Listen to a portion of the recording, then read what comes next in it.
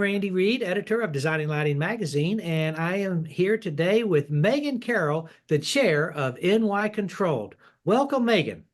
Thank you, Randy. Here we are again, year two.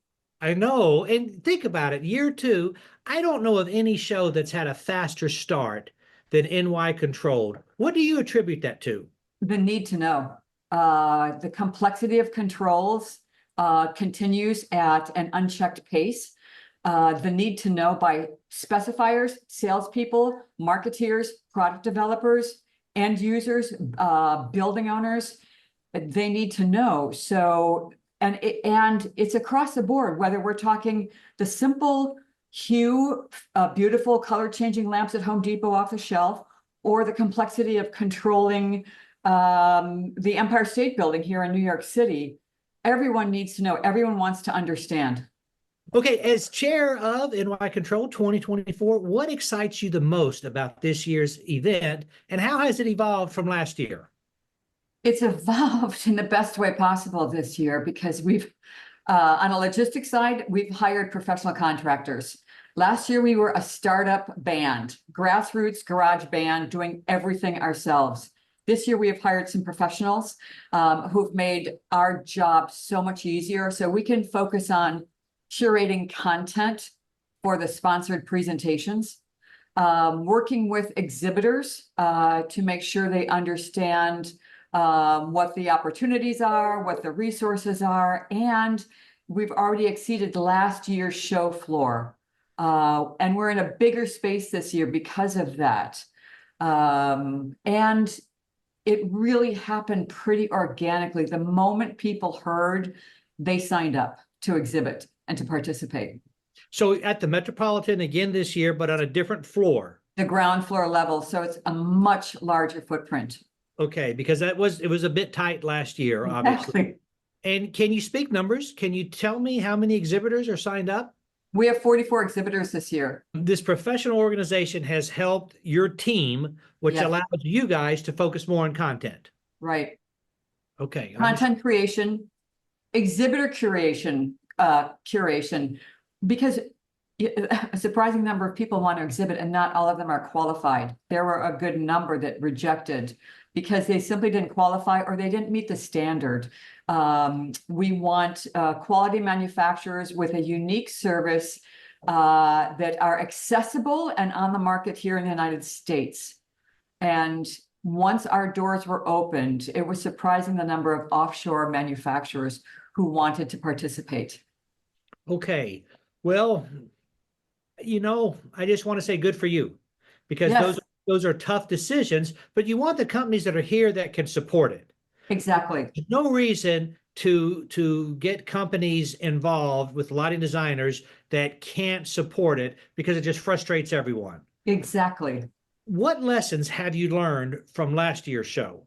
Hire professionals to do things like registration, the back of the house stuff.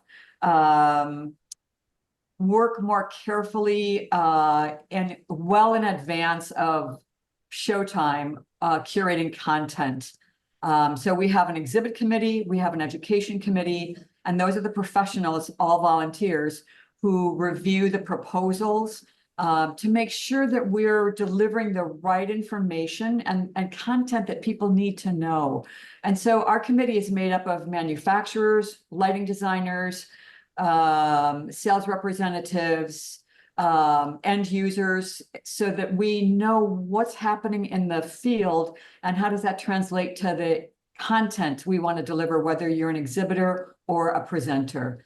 How many sessions do you have? We only have room for 7 slots this year because we're not doing parallel tracks.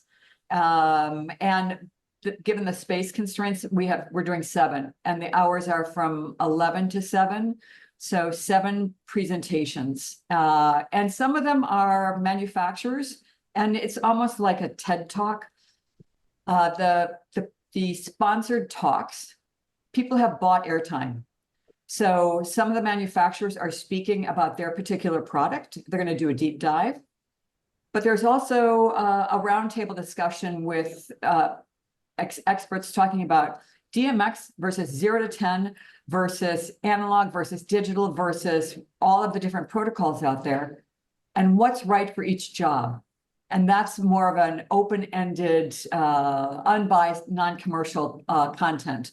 So we entertained a number of proposals, but in the end, because people are paying to talk, which is different, but it helps us raise the money to rent the space, to provide food and beverage. So it's a bit of a twist. It's a TED Talk, except it's technical. Well, but let's think about that. So because they are paying to speak, they are going to be able to talk about specific products. And in a way, that can be more meaningful than when you have the generic presentation, because sometimes people leave and scratch their heads not knowing what product they can actually specify. Exactly. So Right. I think that's pretty good. Now, will these sessions be on the showroom floor? Yes, they are.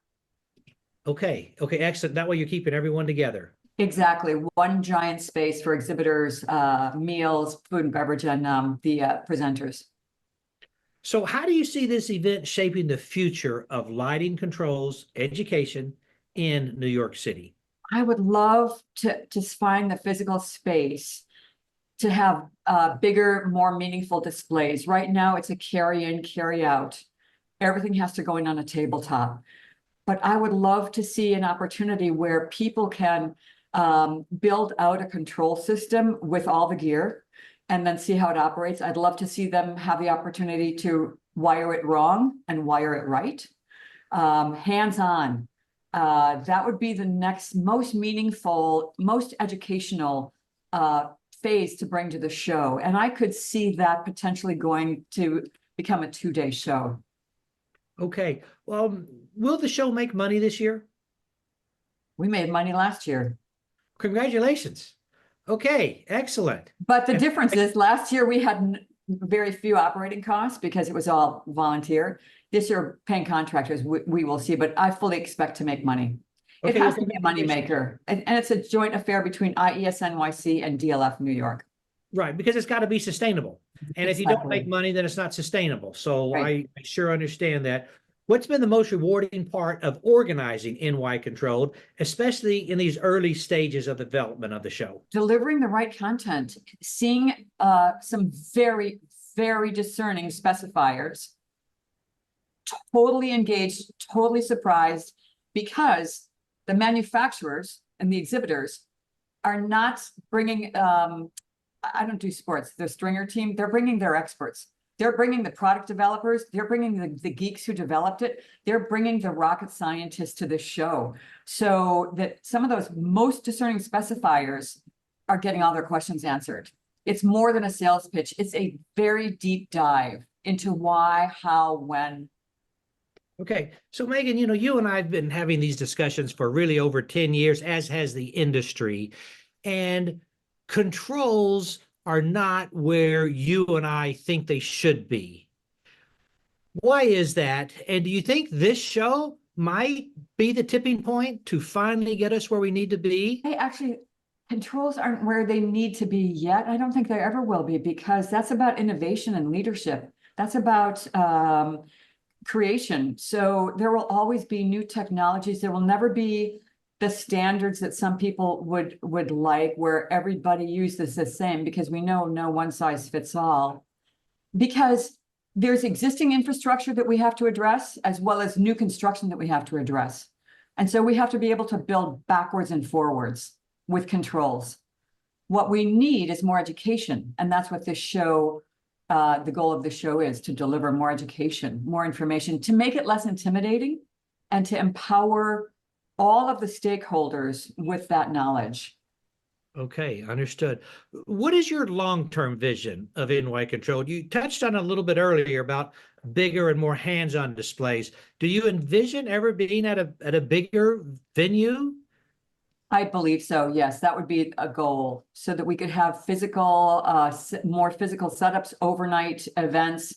Because once you bring all these people into town, they don't want to go away yet. They want to spend time with customers. They want to spend time training users or their own sales staff. So more time is already in the pipeline for next year, and more physical space again, so we could actually build out some hardware some sets, have some mock-ups, have a dimming rack so you can see what happens when you pair an LED lamp with a dimmer and what happens next, because it doesn't always go the way you think it's going to go.